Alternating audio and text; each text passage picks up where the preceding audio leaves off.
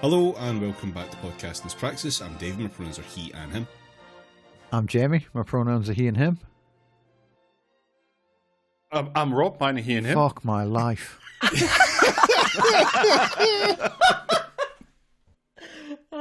Alistair, my pronouns are also he and him.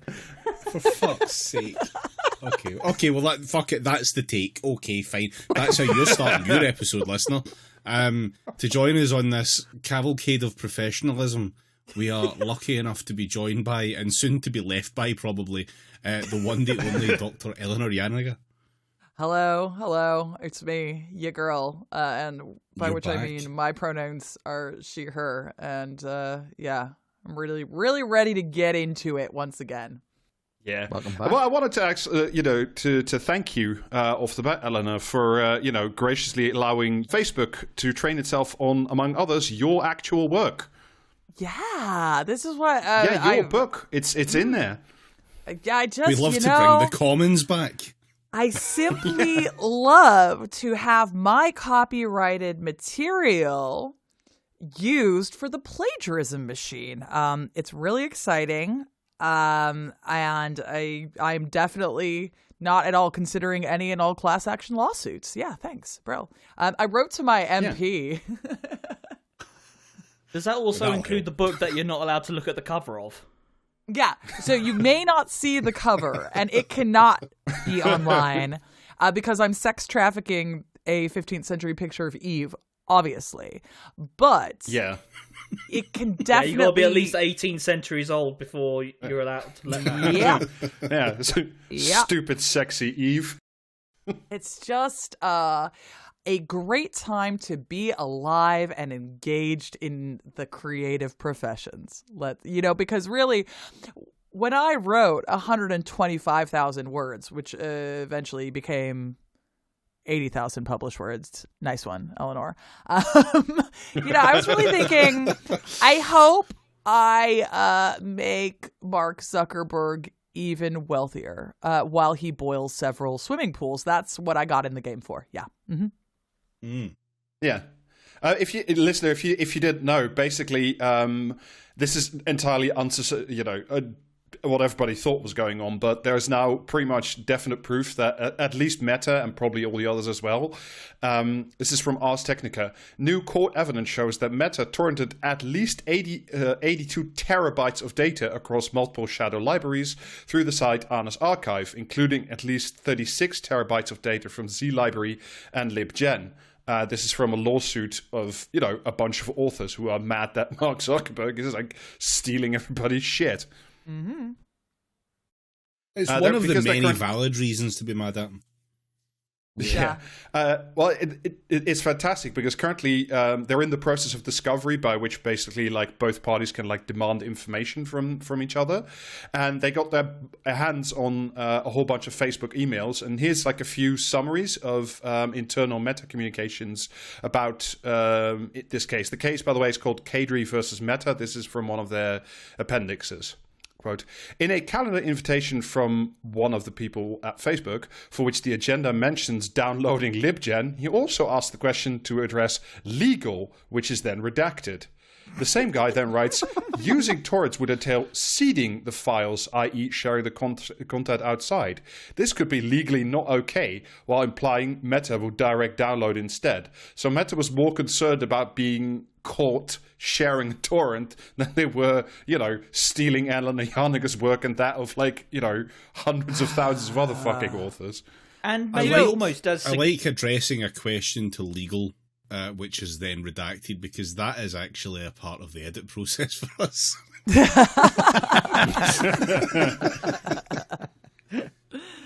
Well, I think what really gets me about this is, that kid that they took to court because he downloaded some JSTOR articles, who ended up removing himself from the land of the living as a result.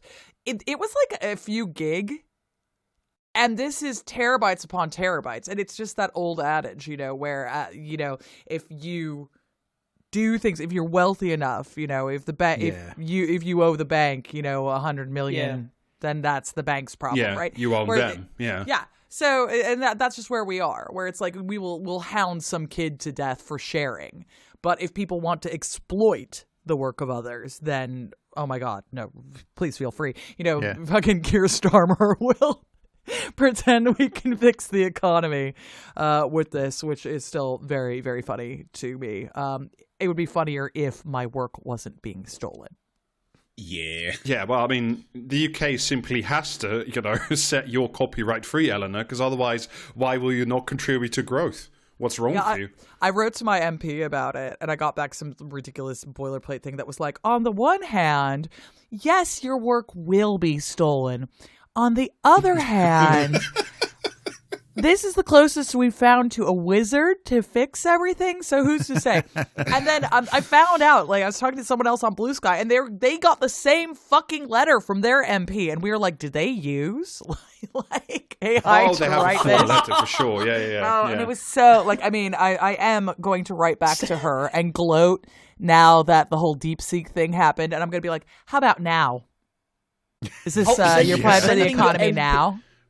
Sending your MP an email and just getting a picture back of your intellectual property with a knife against its neck. Yeah, but this is a Labour MP, of course, so they're going to be like, well, why is she naked? She probably had it coming. The government can't help protect your copyright, but they did ask an AI to imagine what it might look like if you won in court. So. Yeah, Meta did, by the way, not immediately respond to Ars Technica's request for comment and has maintained throughout the litigation that training its AI on the content of LibGen was fair use, which I don't understand how that can possibly be true. Oh, I mean, it turns out you can just say any old shit. It does. In Meta's defense, I wouldn't respond to a request for comment from Ars Technica either. It just sounds like a made-up fucking thing, you know what I mean? Is this like the kind of the big lie idea, except it's just big crime, and if you commit big enough crime, then it's fine, it's not a crime anymore? Yeah, exactly, yeah. Well, I mean, the thing is, if they actually took all this seriously, if they did say, look, Meta's been caught red-handed, stealing everybody's, Eleanor's work among many others. And I can't remember, it was last year that woman from OpenAI, when asked, did you just, let OpenAI loose on all the videos on YouTube to train your, image and video generating thing? And she just went, pretty bird over there. It's like... just yelled smoke bomb and then ran away. I think in the interests of fairness to Aaron Swartz, just upload their collective intelligence into fucking ChatGPT or whatever, or whatever the fuck we're talking about right now, and they can just have their consciousness represented through that for the rest of eternity. Yeah, I mean, to be fair, you can understand why they really believe in kind of large language models, because they're all morons whose jobs are worthless. So they're like, yeah, the word guessing machine could totally do my job, So they just think that's true of all of us, right? Yeah. Every keyboard in the Meta offices is just one big button. It just hammers in the next word every time you press it. That's all you need, one big fuck off button. Hammer a whole fist down on it. To be fair, hadn't they already invented this in text apps and WhatsApp? You just push that middle suggested word and you basically have the same thing. It's literally those tweets where it's just you know what I mean, type but and then hit the middle button over and over until you see what sentence the fucking AI makes for you.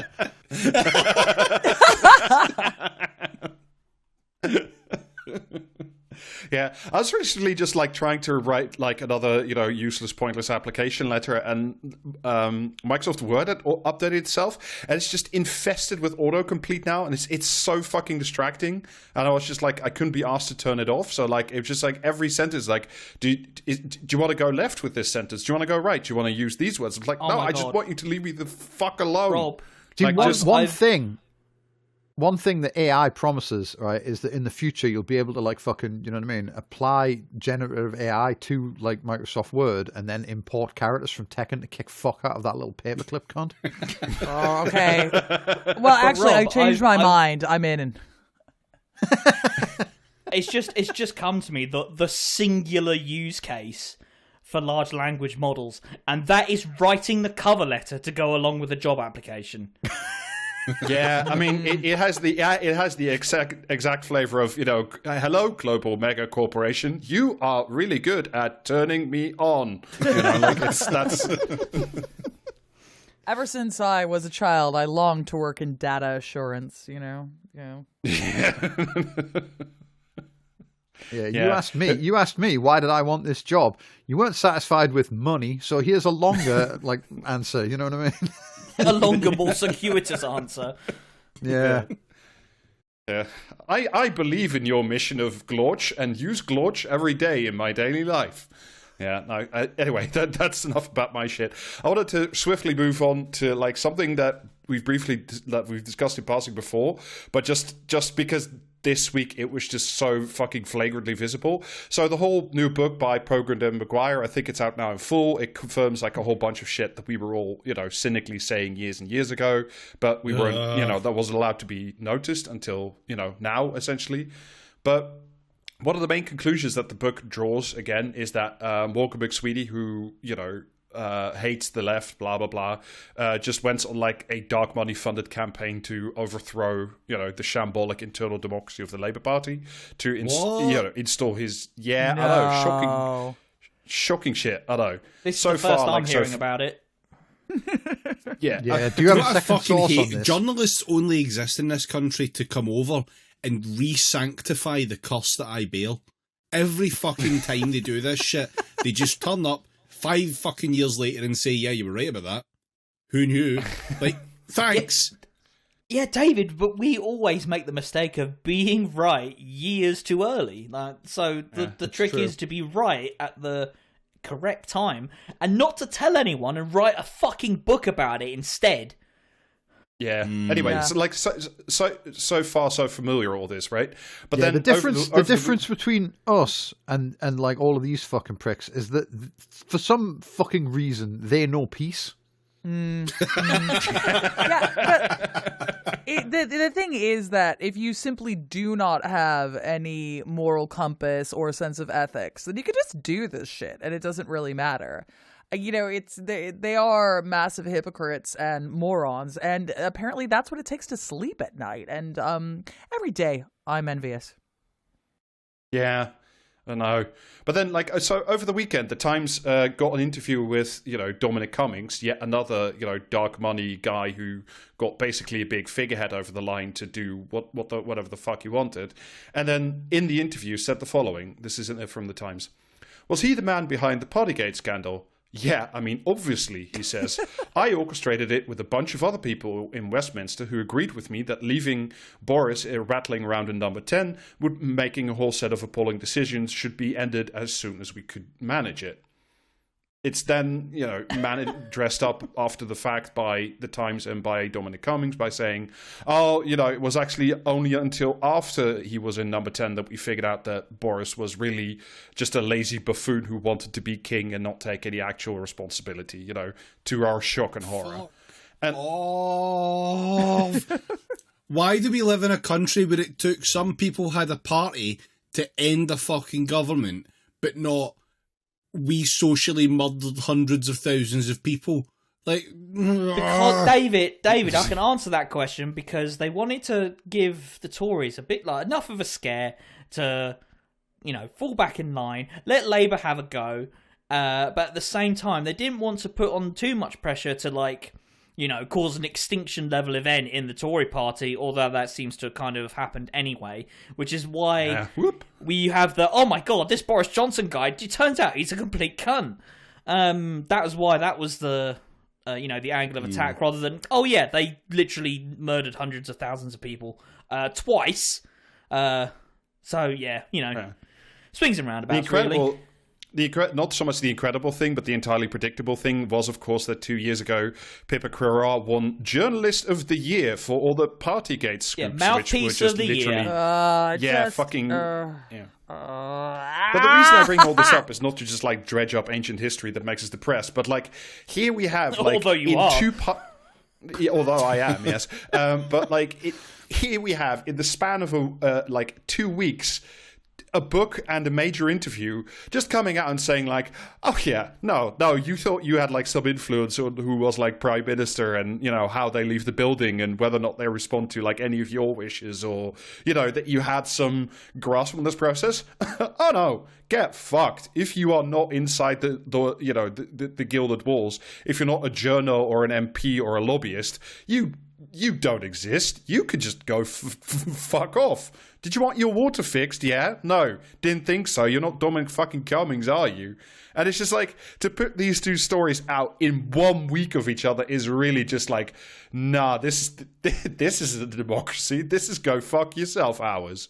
It's properly, I was just fucking mad about that this week. You know, it's a week for being fucking livid at all times, really. Good year for it, really. Yeah. 6 for 6 so far. But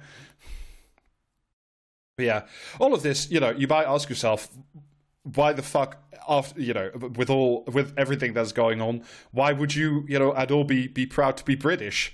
And the good news has arrived by way of the Times and the YouGov poll. Turns out we're not. Yeah. Or is this young people hate being part of dying empire, or dead empire, I should say. Yeah, is this the one where, like, you know, young people won't pick up a gun and, like, kill foreigners for the Queen anymore?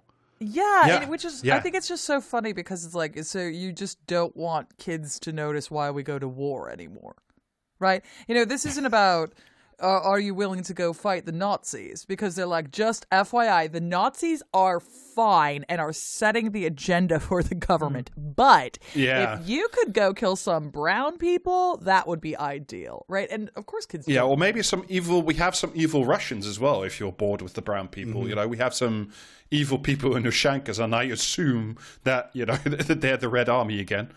Yeah, I mean, they're all riding bears like in Red Alert 2. What is a Slav if not contingently white? You know, at any moment, depending on how good people are with us, it gets yanked. I mean, it's not even like they've got the you know, the guarantee of the you know, the upholding of the social contract that the fucking boomers got after the last, you know, the last big war that kind of happened.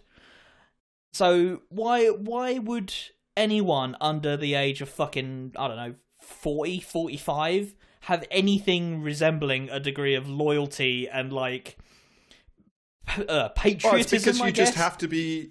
It's because, like, apparently you just have to be loyal because that's what you do. It's not like loyalty is just like a two-way street. It's like, you know, you have to be loyal to Britain, even though, like, the British state is just, like, addicted to, like, just fucking firmly headbutting you and kicking you in the teeth all the time.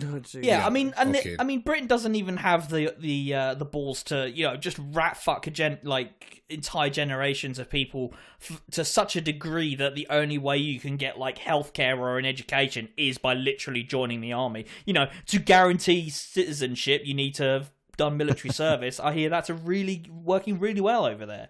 I love the idea of Alistair presenting like a fucking TV history show, and it's like, well, the reasons for World War II just kind of happened.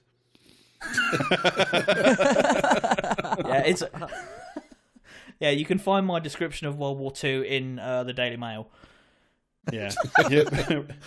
Big War II. It just kind of happened. Yeah, pretty soon we're gonna open registrations for Alistair's 6-week online course on the reasons behind World War II. Yeah, lesson 1, things kind of happened. Lesson 2, then they kind of just stopped. What is the point of, is this just the kids are too woke now thing? Because I assure you it's not just the kids. You put me on the front line against the Chinese, I'm crossing no man's land. They can have the fucking rifle and the ammo off me. All of it. Like, at some point they'll give me a house. Yeah, Yeah. you know, I just want to go hang out with that guy who smashes beers and you know eats Hell tofu. yeah. So I'm gonna go find homely. I'll be fine. Light I will be all cigarettes right. light cigarettes by dipping his finger in the fucking booze. I'll take up smoking just to hang with homeboy. Watch me, okay? They've got all the pandas as well. So like, Yeah, little red panda. yeah. So true. Yeah, And the which big are going to be pandas as well. hanging out. Yeah. Yeah. They've just got a monopoly on pandas. It's outrageous, really. But Yeah, they took the pandas off us last year, remember? yeah, Britain unfit for pandas. But yeah, so some of the main findings from the poll, because apparently it's like 20 years since they did one in 2004 was the last one, so they had like some comparators as well. That apparently only 41% of young people were proud to be British. This, by the way, was 90% in 2004, so the drop has been off, it was. precipitous. Oh, damn. Where Fucking did hell. you fucking go for that? Welbeck? Shut the fuck up. The war on terror years were a real one, man. What can I say? Yeah. In 2004, I hated Britain enough to make up more than that. they were only asking people who were lining the streets for like fucking coffins coming back from Iraq. Yeah. Oh yeah, Wooten Bassett. The good old days where we That's the got place, really mad about Wooten Bassett. Royal Yeah. Britain Bassett. Oh yeah, of course, sorry. And only 11% would fight for Britain, and 41% said there were no circumstances at all in which they would take up arms for their country, which is, awesome. Fucking great. That's what we love to see. I will actively bury the guns. Not even if they got like a gun, a hat, and a backpack that all had a generative AI in them, like in fucking 2000 AD. Well, I may revise my opinion if you give me a Pip-Boy. Then I might engage in combat. Can you imagine the British Pip-Boy? Like a fucking length of drain pipe. Length of drain pipe made out of fucking like solid brass that you just like takes two people to lift. I just feel like nationality is a loser ass ideology. Like, I can't imagine fighting for like a concept of nationhood or indeed being proud of it. Yeah. I can understand being interested in it and using it as a kind of like a sociological way to explain why you are fucked up in the unique way that you are. But being proud of it could never be your girl. Granted, I was born inside the Great Satan, so it's really easy to be like, I don't know, it could never be your girl, but hey, right? If it weren't for Doggerland, I never would have to go through all this. I can understand, like, you know what I mean, the nation being like proud of me being born there, but not the other way around.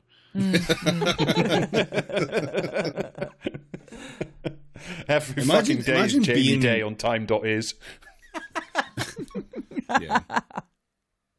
Imagine not being post Westphalian in 2025. Sad. Yeah, but of course, this being the times, they did, of course, react with shock and horror that young people would that young people would betray the country. So who they got to respond to this was a retired general, naturally. I love a retired general. Always nice. With a baseball cap on backwards, Yeah.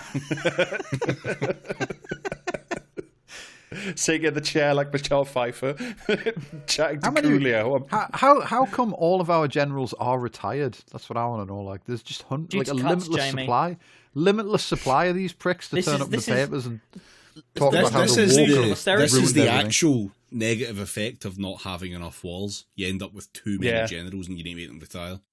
Yeah, I mean, the real answer, Jamie, is that's how you get an Ajax.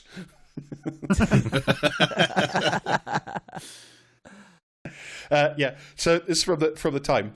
General Sir Patrick Sanders, former head of the British Army, said, "If we aren't prepared to fight for our freedom and way of life as we always have done, then we will become prey in a world of predators." Oh, shut the fuck up. All right. I need you to keep your kinks in the bedroom. I don't. That's fine for you. Great. But do I need to know about it? I would argue no. No. The general's But, barely concealed fetish.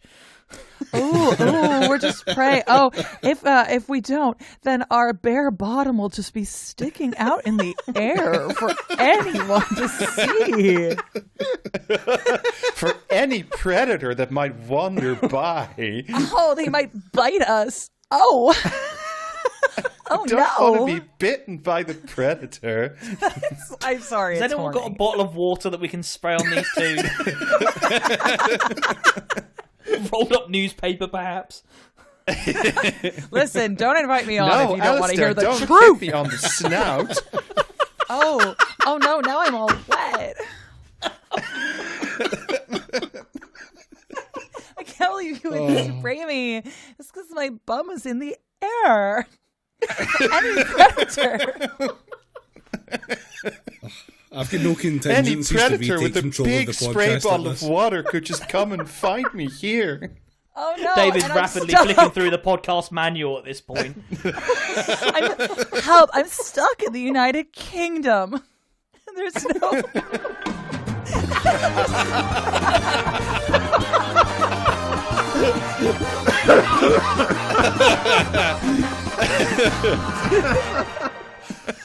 Emergency button, come on. Like, you wrote the show This notes. I don't job know is what you going want me to to kill do. me. Yeah, it was really a mistake to write down role playing a fucking scene in the middle of the show notes. Yeah. Oh, dear. But yeah, no, I mean, was the answer for making, people proud to be British again anything, material or sensible? No, quote the same general. It must lead to a concerted effort to change attitudes in a way that the next generations appreciates the challenges we now face as a country, which impact our security at home. Yeah, just turn off the Yeah, but internet. we're not going to Oh, give him okay. anything, though. Literally, beatings will continue until morale improves. Like, that's all they've fucking got. Yeah. It's all they Eventually, know. they'll figure out, right, that it's much easier. It's going to be much easier for them to run the country the way they want if they just turn off the internet. Everyone has to go back Yeah. to getting their news from the papers, like God intended, instead of like going on the internet and talking to everyone else. Going, have you seen this shit? Does it seem real to you? And everyone going like, nah, it's fucking bullshit, that mate. When they turn off the internet, we're going to enter our Trotskyist arc, and you're going to get the podcast in newspaper form. Yeah. It should be a lot easier because it will still be Rob writing the notes, so like the rest of it. Fuck me. I refuse to learn typesetting for this podcast. You go and go fuck yourselves. They're turning off the internet, not fucking doing Butlerian jihad. If they were doing Butlerian jihad, we'd be fully, firmly 100% British, Rob. It's a fucking podcast when he turned me into a mentat. I refuse to take any further steps. So of course, the response, apart from the handsome general, was of course for both parties to say, no, we won't do anything. What we just need to do is to teach history better. So Eleanor, it's your fault now, and you need to start teaching the young'uns that Britain's good, actually. Yeah, because of all those teaching jobs there are for history professionals. Mm-hmm. Yeah. Maybe, and here's just a thought. You're a tenured professor, right? With like job security and things like that. Yeah, absolutely. I 100% have a job teaching history at a university. The thing that I trained for, and which I cannot stress enough, is a degree that our government super wants kids to get. They love it when young people learn how to analyze documents. They think that's really, really great. And they haven't at all been purging the very concept of the humanities or attempting to close all universities for some time now. So, yeah, I mean, when they say that we need to teach more history, I think that he means like hand out like Lady Bird's Guide to World War II. On street corners or something. It just kind of happened. Yeah, I mean, and they don't ever really want you to, I'm very busy attempting to teach history all the time. They're always like, no, not like that. It's they don't actually want you to teach history. They want you to teach propaganda, which is kind of antithetical to the profession, obviously. But hey ho, why don't you simply teach some economics rather than wokenomics? Yeah, we want you to study these documents, not to comprehend them. Yeah, exactly. God's sake. And you certainly shouldn't analyze them. I mean, there is a certain subset of humanity, I think actually the great majority of people, they genuinely believe that historians, we write and read textbooks. Yeah. Like that's what we do. They think that history is just like learn, name, and date. And Don't tell me why Hitler came to power, just tell me when. Exactly. Exactly. And so basically they're these type of dudes, they're just like, oh yeah, if you simply learn, divorced, beheaded, died, or like whatever the fuck, then you're gonna feel great about being English or some shit. I don't know. Like, okay. So this is a bit of a problem because like we were going to fill the back half of the episode with a names and dates quiz for you, Eleanor. But if this is not what you study for, then all right, report's over, everybody. See ya. Good night. It's like, especially when you are learning medieval history, everyone is named either Louis, Henry, or John, or Thomas. There are no women. And also, like, none of us know dates, so it's a real head scratcher. Yeah. And now a word from our sponsors. Everything is fucking expensive. Subscribe to Praxiscast at patreon.com/Praxiscast. But what if I told you, Eleanor and everybody else, that I have a solution for this? A way out of this thorny issue where we could teach the young'uns of tomorrow to be proud of Britain and still, not pay Eleanor a living wage. I would say boo. No, what you would say is, let's all go to the brand new theme park that's going to open in a couple of years in Britain. No, yeah, I'm not doing the woods again. No. No. Well, the Woods, R.I.P. by the way, but we can't go on, without saluting that first. The London resort will now never see the light of day. It is incredibly likely. And we were all so convinced it would happen. Yeah. No, this is so consultations have just opened for a brand new theme park near Bicester, but it won't have any roller coasters of anything of that kind. It is all about doing big historical reenactments, and it's the third park created by a fascist multi-millionaire French guy who hates Islam. Hooray! Yay! Oh, good. Oh, but this guy is going to have some scorching hot takes on Reddit about video games. I cannot wait to hear about the history this guy's teaching. Welcome to Mel Gibson presents Alton Towers.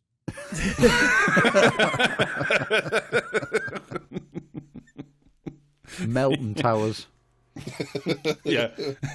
It's the one park where the animatronics only say slurs for some fucking reason. Yeah, it's like everything says Whitewater slurs. Valley. There's no women anywhere. Something. I don't know. Like I can't. I'm already too tired. I read this fucking article, and then I hit my head against the wall so many times that I don't even know how to be amusing about it. Right? Yeah, but did you at least feel at peace with the concussion? Yeah, I just feel like if I take myself down to their level, maybe I can, sleep at night and enjoy things. So it's worth a shot, right? Since we mentioned Mel Gibson, I don't know if we mentioned this in January at the time or not, but I just want to bring up the fact that his house burned down while he was on Joe Rogan recording a podcast about how climate change isn't real. You know what? I take it back. I love the LA fires. Yeah. Yeah, it's a land of forest contrast. fires. Critical support for the LA bushfires. When they're right, Mel they're Gibson, right. however, will be thrilled to realise that actually that's proof that God is real. So, congrats on that one. Mate. God, he's won the real and he argument. hates you. Yeah. So Smokey the Bear can get it up himself. It's good now. But yeah, the point of all this is essentially to drive people like Adeline mad, because some writing about this park for The Spectator already said, quote, "It would upset all the right people. So this is a fucking park hell. that's supposed to trigger the libs." Oh, we love to upset all the right people, don't we? Oh yeah. Yeah, Made this nation great. So famously, when your plan is to open a theme park or whatever, the first business decision you have to make is, will this upset a load of people? Not, can we make any fucking money here? Well, let me tell you a bit about what's being proposed. So what's being proposed is the third park. Like I said, the first one's in France. It's called Puy du Fou, and it's, like I said, it might come our way by 2029 or 2030. It's called what de fou? Puy du Fou. It's French. I can't help that. Well, I gathered that. So this is from the BBC. The attraction near Bicester would include 4 period villages and 13 live would include 4 period villages and 13 live shows in which visitors can immerse themselves in British history. Plans also include 3 hotels based on different periods in British history, restaurants, and a conference centre. So the usual. Looking forward to Which periods? The 1980s. I'm looking forward to I this. can guess already. It's gonna be, but okay. I've read the article, so I know at least one. But it'll be the Romans, because it's always the fucking Romans, isn't it? It's always the fucking Romans. There'll be some kind of medieval. There will be. The French one has lots of Vikings, so maybe they'll do that. I that. want to talk about the Vikings in some detail in a moment, but yeah, like Yeah, I just want to add quickly, like, I'm looking forward to this French fascist getting extremely pissed off when pretty much the only clientele he'll be able to attract is a bunch of Chinese people, because that's who goes to Bicester. Yeah. they just like going there. You know, look, who doesn't love the low prices at Bicester? Oh yes, the sights and sounds of Bicester Village, where you can buy a £400 coat for some fucking reason. I know. It's just, ugh. If I was going to set up a hotel and like a period of a theme park based on a period in British history, I would simply choose the Winter of Discontent and then not have to pay any staff to empty the bins. Well, yeah, like, I mean, so I reckon they're going to choose some kind of medieval, but it's not clear to me what they'll choose, because they might want to do Vikings, in which case they're going to have to go early, but that'd be interesting. Because it'll just be medieval. Don't you worry. They'll be like, about there's blank. Vikings, and also let Puy du Fou worry about blank. Yeah, there's going to be some kind of like. Don't you know that the medieval period is just homogenous? Like, it's all the same shit. I'm sure they're going to jack off about Magna Carta. There's going to be like some way to jack off about Magna Carta. Yeah. Which is, you know what I really want them to do is the Peasants' Rebellion. But I bet that they would do the Peasants. I think they will not do that. Yeah, but you know what they would do? They would do it and they'd be like, and isn't it great that like the nobles have like cleansed the streets with blood? Actually, you know. We simply love to root for the military at Peterloo. They're gonna do the Tudors though, aren't they? Surely they'll do the Tudors. So this is on the French side. The Times interviewed the CEO of the company, and he was talking about what their French side, the main side, is like. We have our guests travel through time, out of the Roman period and into the 20th century of the Great Wars, and the best segue in between these is nature, because it's always been there. What? Oh my god! Well, like, that he's is- got you there. Hey. Yeah, industrialization was just something that kind of happened elsewhere, not in places, which is also where the nature is. Does this imply the woods? Well, they do plant. They have the idea to like they plant trees and hedges to like separate the quasi historical bits from each other, so you can't see like the medieval street at the same time as the World War I trench, essentially. Yeah. You can't see like the, you know what I mean? You can't see 1066 from the set of like Ted Rogers 321 or whatever. If by the way your curiosity was piqued, the Great Wars live show in France already consists of, quote the Times, the trenches of the First World War at Verdun, watching the love story of a soldier and his sweetheart play out. It, of course, features that, Christmas truce thing where people jumped out of the trenches to play football or something. Aye. You remember that? And everyone could invite their wives and girlfriends along. Yeah, no, I remember that. Yeah. That life, so by the way, ends thusly. This is from a piece in the Financial Times. The soldier, Louis, says his goodbyes with Vive la France that echoes as the audience exits and gazes at his grave. If you're at all curious, the moral message of this park is. Sound. We looked Spoilers. for something more tacky than the end of Blackadder. But Yeah, I have good news for you because, like, I mean, I know you have tenure in a secure position, so not a worry. That's right. But Yeah. the CEO in the Times also said, quote, they would assemble a group of British historians to decide what eras to focus on, as they've done in their second site in Spain, but he could see experiences based on the Romans and the First World War being popular among the British. Yeah. You When don't they say fucking historians, do they mean historians or do they mean wankers that have been on like the fucking telly forever? Because it's going to be like, almost certainly They mean Tom Nigel Holland. Ferguson. They mean Tom Holland. Yeah, that's exactly who I was thinking of. Yeah, they'll be I was hiring thinking Tom. Yeah. that Coasts guy from GB News and Tony Robinson. Yeah, because if they accidentally hired like an actual historian, they would be begging them to just pick one like century. Like, please, just narrow it down. Well, the trouble is, if they hire an actual historian, they're going to have to learn that like Romans aren't white, and that women were there, and that those are going to be like two of the major problems, obviously. Yeah. Yeah, no. I mean, look, the Romans were there, and then things were bad for a really long while, and then my fishing weir got protected, and since then we have a democracy. That's how it goes. Shut up. Yeah, and so Romans, fishing weir, liberal democracy. That's Yeah, That's Mother of all basically it, parliaments, yeah.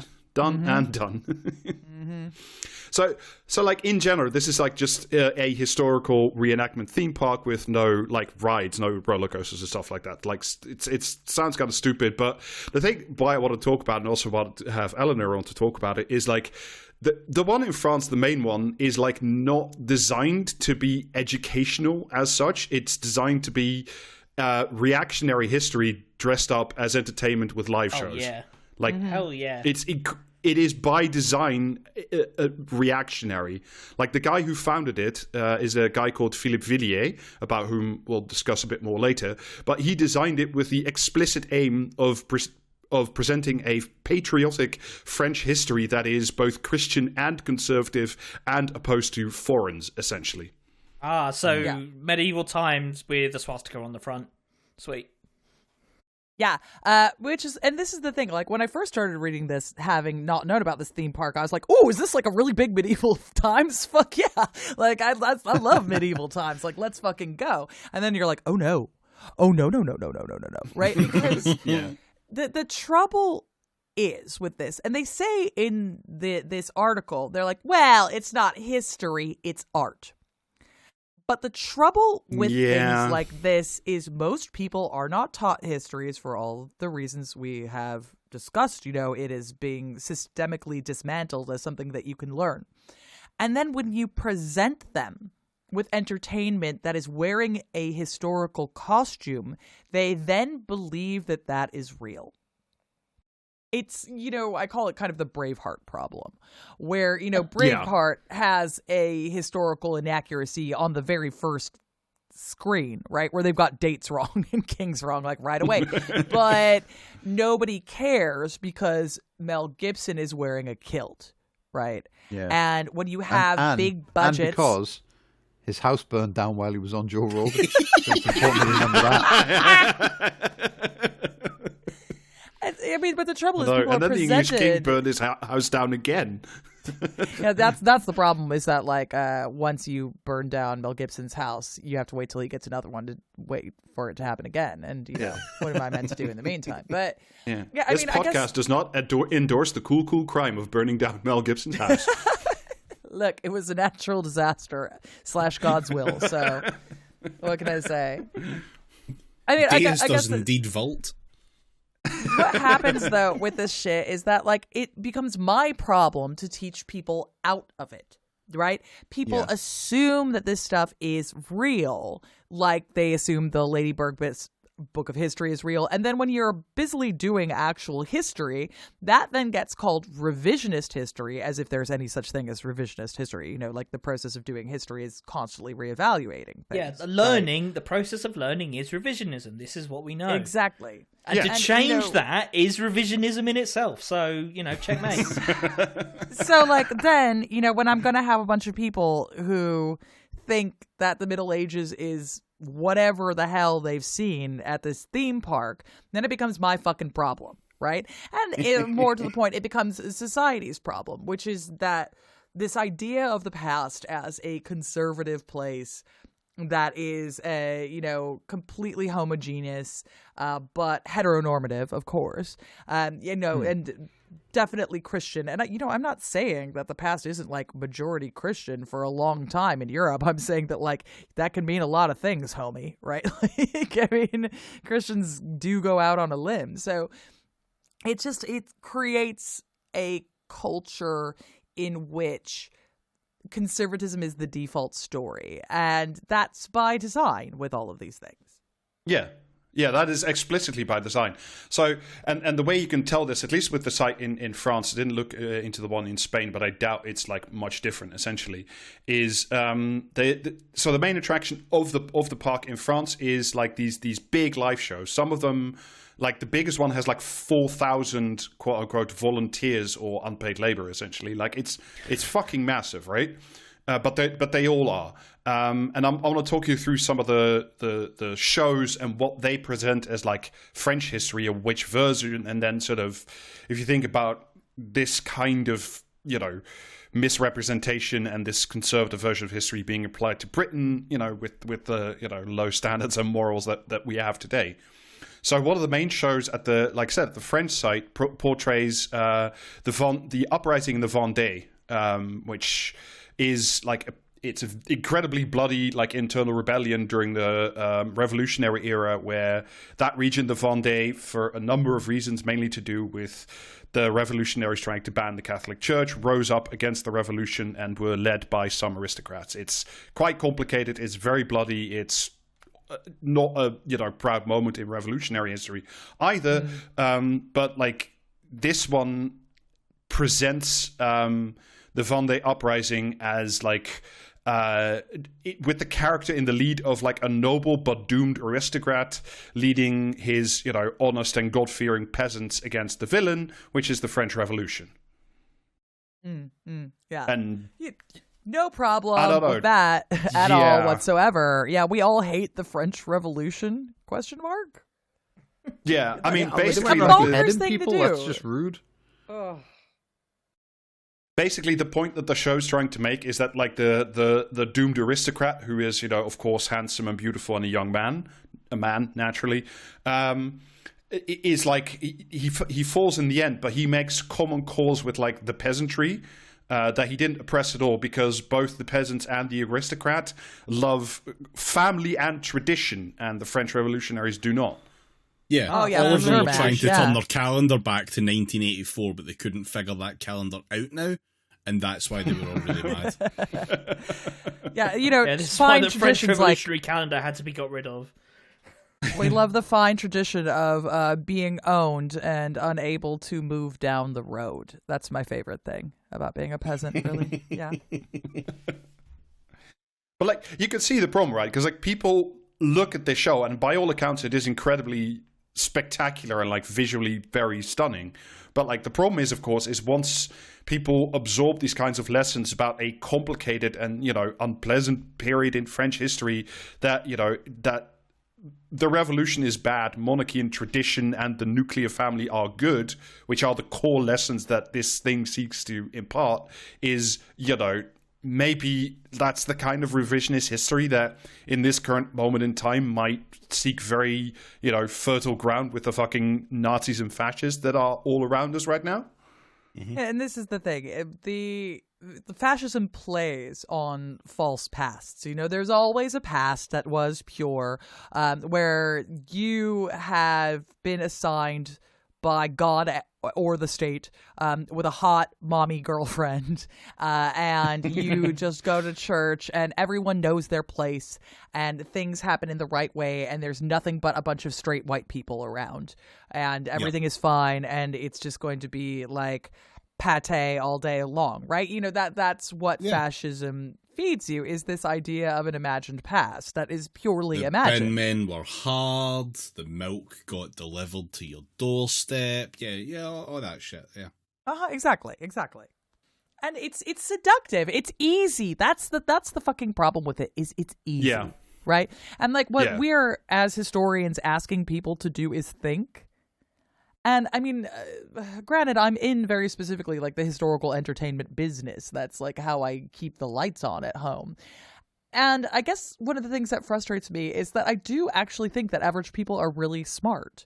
And I do think that average people can handle nuance and history, but they're simply not offered it. What they're offered is pablum and spectacle. And then they think that's history. Yeah. I mean, there's a reason why there are so many videos on YouTube, which is like 100 things that are wrong with Braveheart. You know, like it's people love like seeing what's wrong with, portrayals of periods of real periods of history. Yeah, exactly. I'm glad we're all on the same page with ban Braveheart. Just fucking get rid of it. Like, we absolutely should. But fucking misery. Although the first person to make a video saying, what's wrong with Eleanor Janega's programs on History Hit, we will, cut a bitch. That's right. Like we ride at dawn. Okay, when that shit goes down. Yeah. So this particular show, so the show about the Vendée Uprising, was later also turned into an incredibly bad movie, which I contemplated, making Eleanor sit through. No, it currently has. She's not suffered enough. It currently sits pretty at a 5.4 on IMDb, and that is like after, IMDb had to scrub like thousands of brand new accounts that voted up this movie and only this movie. Has it got anyone? That's when you know that shit is good, No. But at least I didn't watch it, of course, but I read a few reviews of it, and like the main enemies as portrayed in the movie seem to be the concept of history and the French Republic, both of which are bad. No notes. Yeah, okay, no, I'm sure. Yeah, I'm waging war in the 19th century. Fuck that century. It was also apparently distributed by the same French company that did an incredibly creepy ass anti-abortion movie called Unplanned, of which I watched the trailer and looks fucking terrible. Which is not a surprise, by the way, because the founder of the theme park, Philippe Villiers, again, we'll talk about him a bit more towards the end, but he's like a huge supporter of anti-abortion movements and donates like money and significant time to those guys in France. So yeah. Could the film be worse than Timeline? Is that what you're telling me? Oh, hey. Man. So there's the other live show. I wanted to mention a few more. There's one which is Roman time, so it's in the Colosseum, but it features a group of Christians, brackets Gaulish. They fight in the Colosseum, they win, and then they get their freedom. I assume that's how that happened. Was the Colosseum in France? There were Colosseums in France, not the Colosseum, but they had there were, arenas in France. Yeah, they get around. You find them all over. There's one in London. It's underneath. I don't know why they build them like that, so you can roll them there where you need them to be. I don't want to disparage the people that taught me history, or at least tried to. But as far as I was raised to believe, France during the Roman period was literally just entirely asterisk. You know what I mean? It was all just guys living in the woods and throwing rocks around and stuff. You know what I mean? I mean, the thing about the Romans and how they're shit is that they built colosseums everywhere just as a convenient way to do massive public executions because they were literally the fucking worst. So, yeah, they get around. What can I say? There's also there's also a medieval show which should really surprise no one. But in the show, I've just seen pictures in a short video of it. I couldn't really get the full narrative out of it. But basically, it's a series of medieval knights who all look basically like Warhammer figurines. With the with all the barding and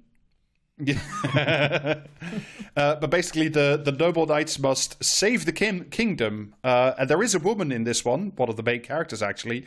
But her main job is to Do they have to rescue her? Yes, they do have to rescue her. Fucking ta-da! The natural state of womanhood is requiring rescue. Yeah.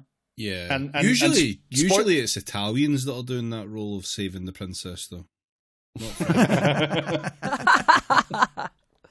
Yeah, but sometimes the Italian's brother does something way cooler than rescue a princess.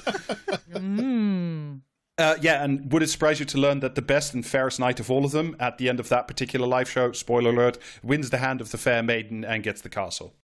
Yeah, what? No, come on. I'd be shocked to my very core.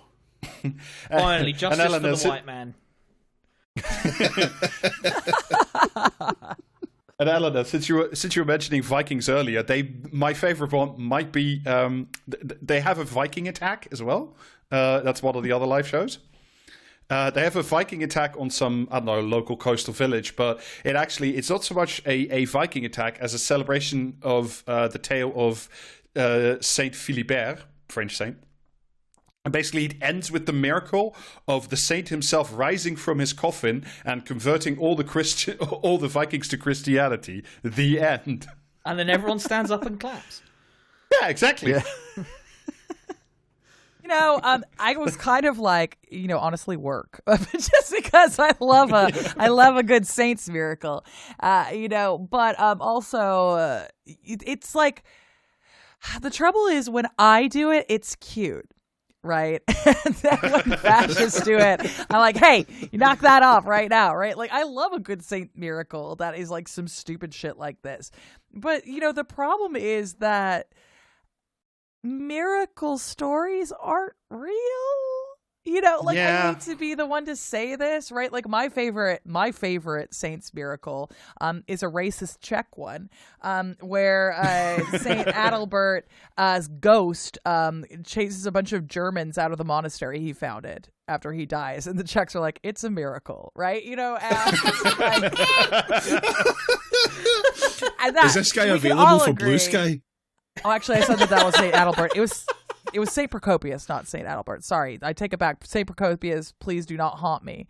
But it is so good, and if I was building a Czech theme park, I'd try to put that in. But, again, when I do it, it's cute. So, it's whimsical, yes.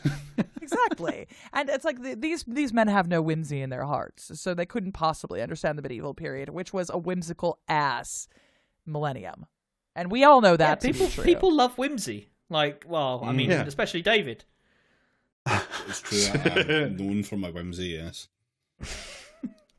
So there's also a kind of grand finale event that I can't work out how often they put it on, but it's called the Cinécénie.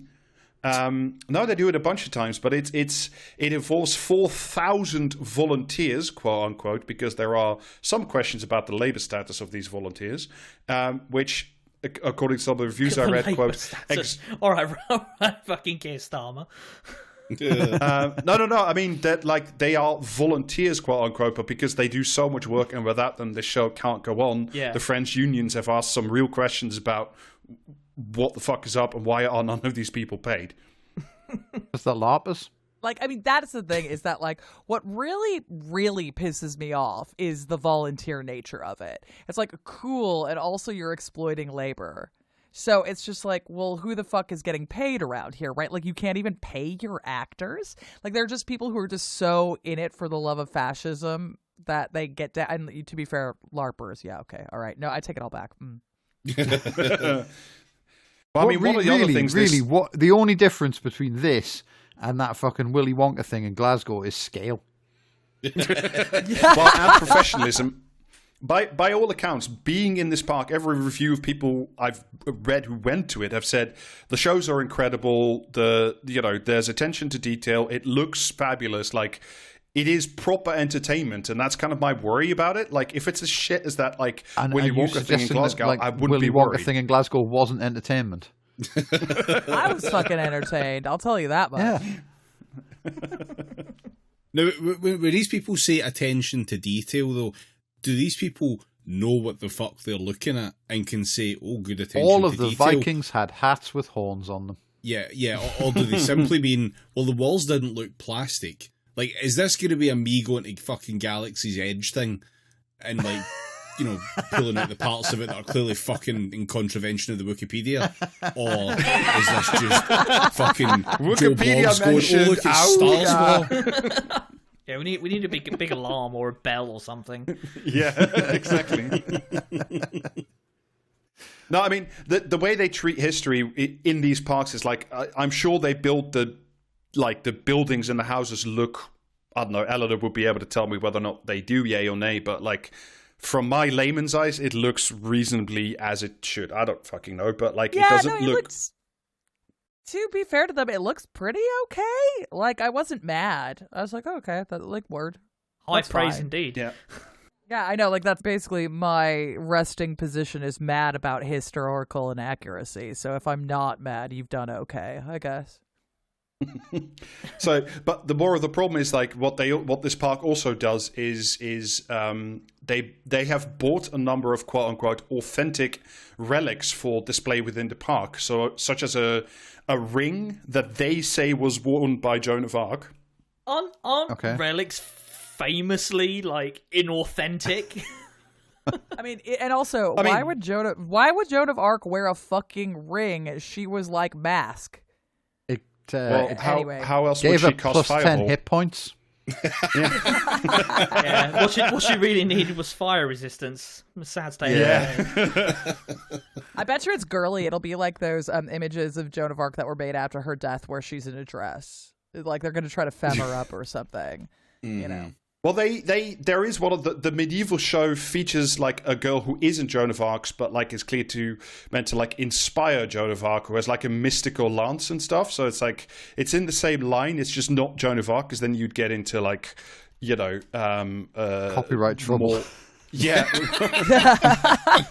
Yeah, the church is famously pretty litigious if you use their extended universe. So yeah. But yeah, the ring itself, they paid 380,000 euros for it at some auction, and it is probably fake, according to like people who know about the actual life of Joan of Arc. But like that doesn't matter to these people whether or not this is an authentic ring, yay or nay. What they want is like, it's almost a pilgrimage thing. Like they want to have a holy relic of like the pure, clean French past. You know, where nothing there was a woman new in it, under the sun, is there? Yeah. Yeah. I mean, it's like, and to be fair, I'm kind of with them in that I don't think it matters whether relics are real. What matters is whether people believe they're real, right? And so it's super cute that they're still being medieval. I'm like, yeah, sure, why not? Like, make a tulpa with it. I don't care.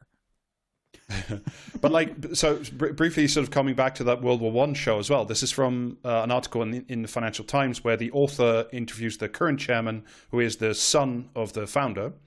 I asked Nicolas whether Puy du Fou is trying to promote heroes with specific traits, pious Christian ones, for example. I mentioned the praying soldiers in the trenches, or, you know, you might as well add Joan of Arc's ring, all the other stuff. Quote, Nicolas, there are some historians waging an ideological battle who would want to erase this historical reality, he cuts in. So, Don't ask why they were praying, though. Wow. Don't ask why. Just know that they were. Okay. And I don't want to erase any historical reality. I want to erase bullshit that you just said right now. I want to erase your vibes, sir. That's what I'm attempting to erase. No, I think what you want is some kind of, you know, narrative of history where like women did stuff and they didn't. We all know. I read your book. You know, filled with lies. It's all about how chicks were just chilling. Like mostly girls, we were just braiding each other's hair, and then making dinner. Women had nothing to do until we invented shopping. That's what we women be needle pointing. Yeah. So like I said, there are also 6 hotels at the French site. There's going to be 3 or 4 planned for the UK one, where, at least, again, this is from the article in the FT, because all the hotels are like themed according to different time periods. I just thought this was incredible. This is from the Financial Times, quote, "An inscription in the toilet informs me that in this world, Clovis I, the first Christian monarch to reign over the Kingdom of France, is king." So, okay, whilst I you're love going... Clovis the First. He's the dude who cut someone's head off because he took a vase that Clovis wanted, and then his sword wasn't sharp enough, so Clovis just went plap and decapitated him. So yeah, go for it, man. Cool. Yeah, I think it's important to be reminded of that while you're love taking learning shit. things. It's great. So yeah, basically, the portrayal of France in the park and French history is it's propaganda. It's to show off France has always been conservative, it had always been Catholic, Roman Catholic specifically. It has always been, about the nuclear family of a man who goes out and, fights manly battles and his waif of a wife. And that is according to the ideals of the founders. And like I said, one of the associations related to the park has already donated 50,000 euros to a pro-life foundation. Oh boy.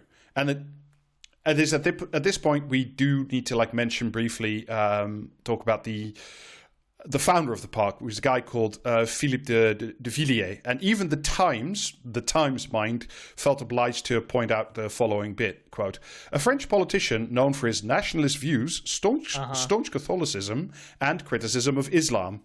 So, yeah. Yeah, notable even to us. Yeah, imagine being a notable French politician and opposition to Islam is a notable thing about you. That's severe. Well, I mean, this guy was this guy was Le Pen before Le Pen, or he was the acceptable version of that, because he's, an old school aristocrat, perhaps unsurprisingly, with, family going back to the pre-Napoleonic era. It's weird that he wants to reinstate the aristocracy as a natural part of France, and that, the peasants were better off when they listened to their masters. Weird that he wants to bring that back. Is he like that? He's like that Warhammer guy on Twitter. The last surviving fucking Habsburg or whatever he is. That fucking guy. That guy is constantly in my goddamn mentions. Whenever,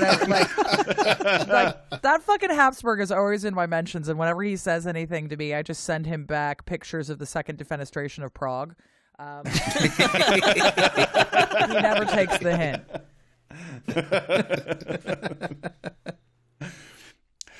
This is a summary of. I wrote a bigger thing, but then I found this and I just tossed what I wrote in the bin. This is from the Financial Times. The founder of Prix du Fou was a one-time culture secretary in the late 1980s, an aristocrat who is also a populist, a rabid anti-abortionist with jokes always at the ready. In recent years, he has compared environmentalists to the Khmer Rouge and claimed to have recovered from COVID-19 by drinking pastis. Drinking what? Sorry, King. Pastis. Okay, critical support for pastis. Yeah, for pastis drinking. Yeah, like that. Just taking your blender into Greg's and asking if you can use a wall socket. I love it how journalists will be all like, "Oh, he's a rabid anti-abortionist," but he's so funny with it. Yeah, it's got jokes. He doesn't think it's women good. are people, but he's a great hang. But he's a character. I guess I just have a really hard time hanging out with anyone who doesn't sincerely believe that I am a fully actualized human being. But hey, cool. Yours is cute too. Look, you've been here more than an hour. I don't know what the problem is. Wow. Well, it was nice. It was nice speaking to you, Eleanor. Yeah. You know what? And yet, when I try to make a simple, ongoing, overly sexual joke, I am silenced. I see how. Yeah. No. Yeah, God forbid a woman Silence do for anything. Good Lord. I just have to assure you that was about stopping Rob, not you. I know. I'm being mistreated on this podcast, Eleanor. I'm not allowed to do sexy voice, which is, the greatest Free crime Rob. of Free Rob's sexy Yes. voice. Come on. Never. Justice. Gulag 100 years.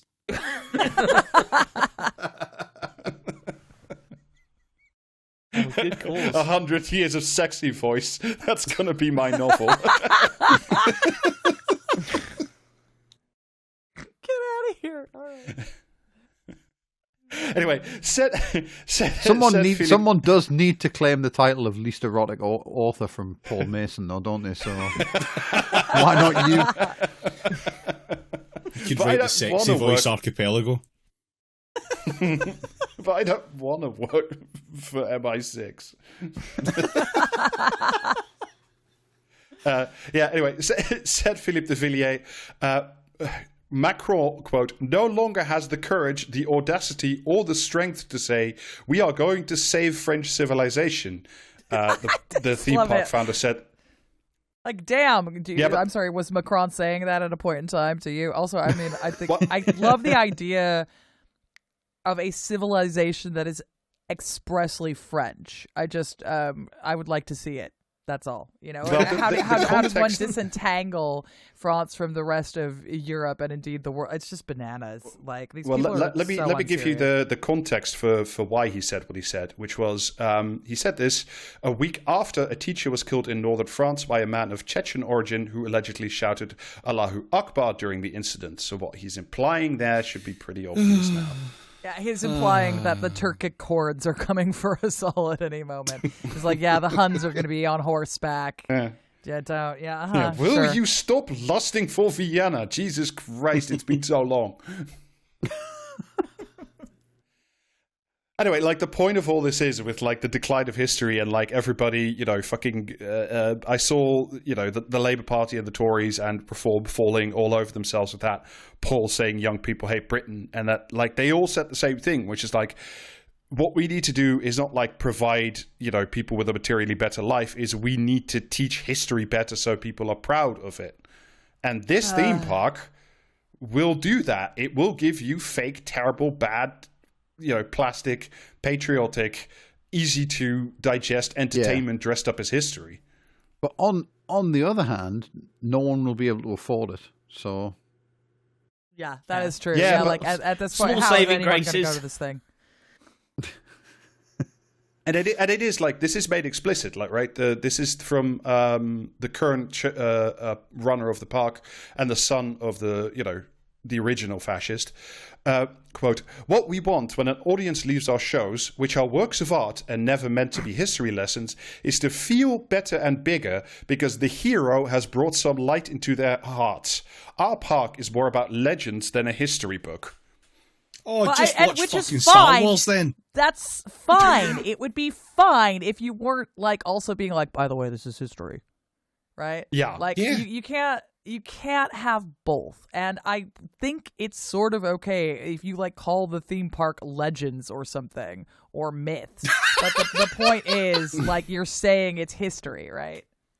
So it's non-canon. Yeah, you call it legends, so it's not canon anymore. That's how Disney handles Star Wars. That's how they should handle this. It's all Exactly. fine. Yeah, the history extended universe. Peter Molyneux builds a theme park. Oh, dear. Damn it.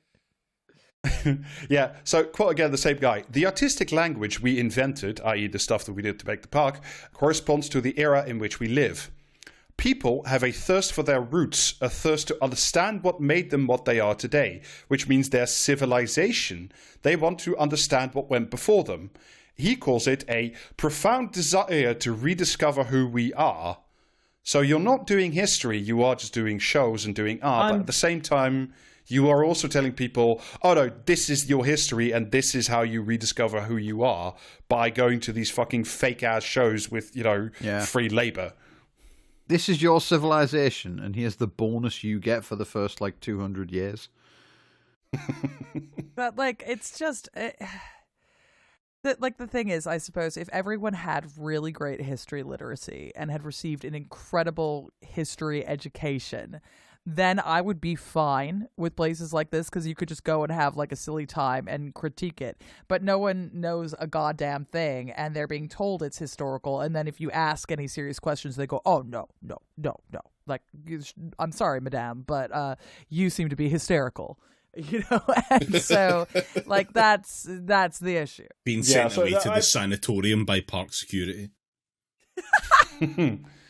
Yeah, that's one of the themed hotels. Yeah, that's where all the women have to go. And I just think that like this kind of idea and this kind of history writing at a time where like we're just destroying the humanities because, you know, that doesn't get you a degree in cyber, and fascism is already on the fucking rise everywhere. It seems incredibly dangerous to leave the teaching of history and the telling of like your nation's past to like a bunch of conservative Islamophobic freaks whose instinct is not to tell you about shit that actually happened, you know, good and bad, but just putting on the show in which the men are men and the women, I don't know, hang around and do something else. Like the men are men and the women are also there. Yeah, exactly. Yeah. You know, and it sucks because there are so many really cool experiential archaeologists who do really cool work all around the country, like going around and showing people what historical things actually were and how they work. And, you know, all kinds of like cool history festivals and things already exist. And, you know, this is where I spend all my time and a bunch of my friends do, you know, trying to teach people about this. And then these theme parks come along and they've got the money to get a bunch of press and they're just going to steamroll us, and it sucks, you know? Yeah, and also like, you know, the people they'll invite to like advise on this stuff, it's going to be like Niall Ferguson and Tom Holland, and you know what kind of history. If like the people at the Spectator and the Telegraph are happy with this park, you know what history they're going to be presenting. Like you know, it's going to be like, you know, the fucking captain. It'll be Captain Tom the theme park essentially. Well, yeah, and it's like the idiot who wrote this article is like fully like, well, and leftist historians is like, no, that's just historians. You're just talking about historians. Say that this isn't an accurate portrayal, but isn't leftist history also biased? And it's like, yeah, but no one's building the socialist theme park. No one came up to me and said, hey, Eleanor, I'm doing a historical materialist theme park. Do you want to advise on this? Socialist realist fucking theme park sounds so cool to me. It would go hard, actually, and that's why they have to keep the left from power, right? Because it would simply go too hard. And it's like, but this is the problem with fucking. This is the fucking problem with capitalism, right? Is they go, oh, well, you're also biased, and it's like, well, in the first place, you were just saying that a bunch of historians are mad about this, but. Isn't this also history? And the guys who run the park are like, oh, no, I never said it was history, right? Like, and so it's like, well, bitch, like, what do you mean, right? And so they're automatically saying this is history, and I'm going to stamp it and seal it. And if you object to it as a historian, you have a bias. And you know, the industrials can do as they will, right? It's just, I'm so angry. Yeah, so I think that's a very neat summary of what I wanted to talk about the, you know. But anyway, if you're a real rich person who wants to start a historical realism reality park, please get in contact. Call your girl. Yeah, I can advise on that. Yeah. Don't worry about it. No expense spared, and then all this fucking communists eat the guests. Yeah. Or if you want to start a UK version of the Asterix and Obelix theme park, then call Jamie. That'll also do. Like, absolutely, I want to park Asterix as opposed to park Asterix. It exists. Did you? Yeah, I know. Yeah, I've been, bitch. Don't even worry about that shit. Don't worry about where I go on my holidays. Get him telt.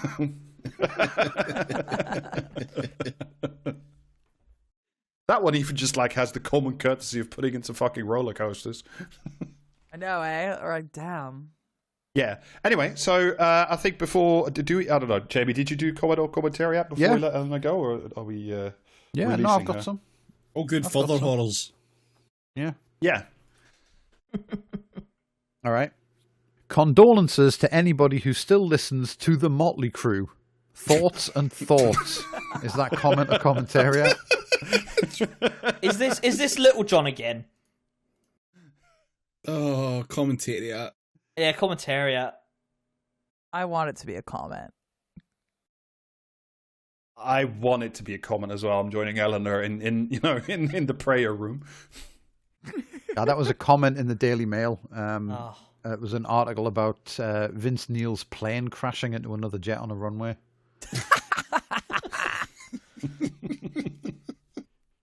It isn't an army anymore. It's a woke playgroup filled with DEI promotions and critical race theory. And sexy senior generals. officer. So and true. senior officer. And senior officer, I'll say yes to anything as long as I get my pension. Individuals. Is that comment or commentariat? He's got his Oh my ass God. in the air. He'll say yes to anything. Imagine what if you had a general that just said yes to everything. No. Oh, The general, I Wow. can't say no. well, as long as I get my pension, how much is in the pension? I just have to have my butt in the air for 2 more years to get my pension. I'm I hate it when Commentariat. you find that button. It's got to be commentariat. It's got to be commentariat. But comment. Commentariat. That was a comment in the Express. Yes. damn! Wow. Keep it up, The guys. article was about how once more we're apparently revising the fucking physical requirements to get into the army so that it'll be like the 1950s again. Nice. Back when the army was hard. Yeah. Yeah. Yeah. Yeah. Men had one shape and it was round.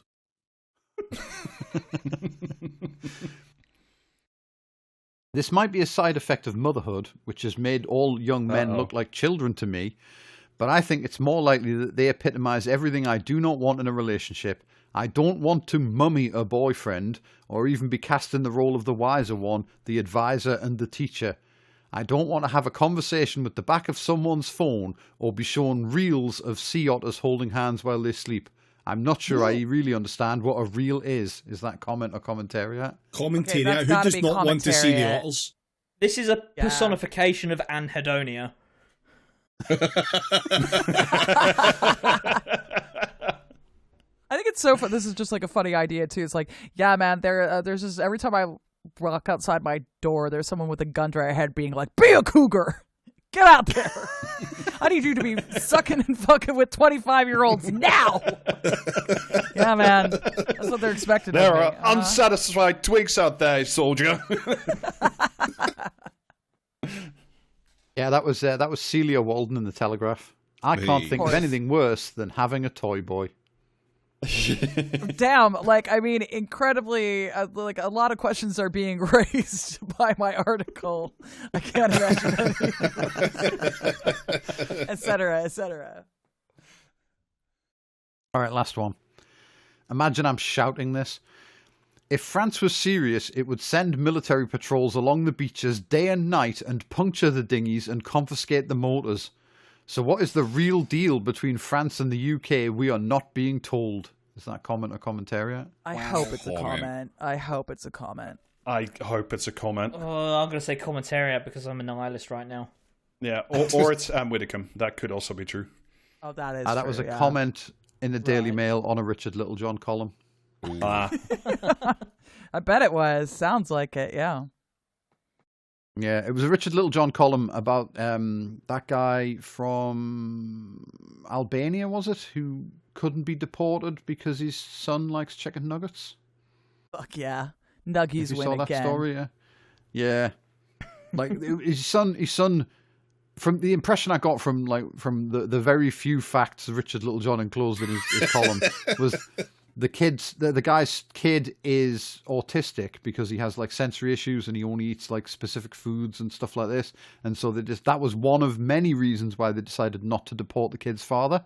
But obviously, you know what I mean. If you're a reactionary, it's just because of the chicken nuggets. Well, Yeah. that's also the reason why you can't kick me out of any Weatherspoons. So, you know, I feel it. keep trying. Eleanor's not had her chicken nuggies. That's right. I love my little nuggy moment, you know. But yeah, that's your whack. Fucking A. Alrighty. Well, yeah, I'm not going to say thanks, but okay. Yeah, so that's us. Well, you're fucking welcome anyway. Oh no, I don't feel it. Eleanor, if I people felt it. would Thank like, you, Jamie. Thank you for all the hard work you put in. Yeah, really, really well done. It was my pleasure. No, it wasn't. Eleanor, if people would like more of you, where could they find such a thing? Look, if you want to hear me being like this, which is to say normal, you should check out my podcast, We're Not So Different. If you want to hear Eleanor get paid, you can check out my podcast, Gone Medieval, where I'm much more like, wow, yeah. You should check out the book that they trained AI on. We're not the ones that teach to sex. Instead of letting AI train on the book, train your own brain on the book. Yeah, You can get it at Z Library. You can get it at LibGen. You can get it. Yeah, absolutely. And then I am mostly posting on Blue Sky just because the vibes got a bit off on Twitter. I mostly just go there for work shit now. So yeah, you could hang me out over there. Hang out with me over there. I'm vibing. I can't even talk anymore. So yeah, I'm sure that the conversation will be fucking cracking. If it makes you feel any better, we've got a whole other episode to record after this, so... Yeah. It does not, you poor things. We're really good at scheduling, that's why. Yeah. You can always just hang out if you like. So, if all of that wasn't enough for you, you can also get more of this podcast. Patreon.com/PraxisCast will get you 2 bonus episodes a month, access to the Discord, which also includes all of the stupid little fucking bonus clips that were dumb enough to not make it into the episode, but not libelous enough to get it completely cut. So, Do come you like find the those. Pearl and Dean theme tune for 8 hours? Don't know. We've Yes. got the Discord channel for you. Oh god, yeah. You can also get merch at praxiscast.gmail.com, and Twitch streams happen on Sundays now, Sunday evenings, twitch.tv/praxiscast. Come become a dwarf and dwarf. be placed within the fortress. Yes, Sinan has embraced the snail men. Hell yeah. And we love that for All right. Yeah, and we love that. So- for Come and watch Alistair's dwarves engrave a fucking rare mug that says "Controls on Troglodyte Immigration."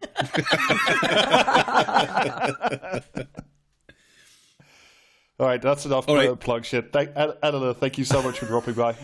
Yes. Thank you so much for having me. And I'm not even sorry. Yeah, No. Good. You Neither of should us. never be sorry. apologize. Okay, bye. Bye. See ya. Bye.